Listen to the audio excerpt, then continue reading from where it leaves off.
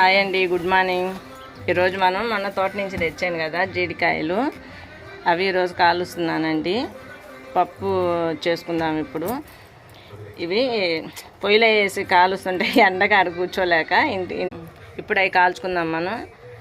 ఇవి వేసేటప్పుడు కాల్చుకునేటప్పుడు చాలా జాగ్రత్తగా ఉండాలండి. అవి పగులుతుంటాయి, చిన్ని మొఖాన్ని పడిద్ది. అది మాత్రం చాలా జాగ్రత్తగా చేసుకోవాలి. వేసిన వెంటనే మనం దగ్గరికి పోకుండా కొంచెం నిప్పులతో కప్పాలి వాటిని.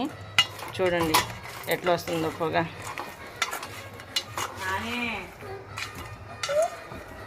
పగులుతాయి. పిల్లల్ని కొంచెం జాగ్రత్తగా పెట్టుకొని మనం కూడా జాగ్రత్తగా ఉండాలి. వీటి కాడ పగులుతుంటాయి.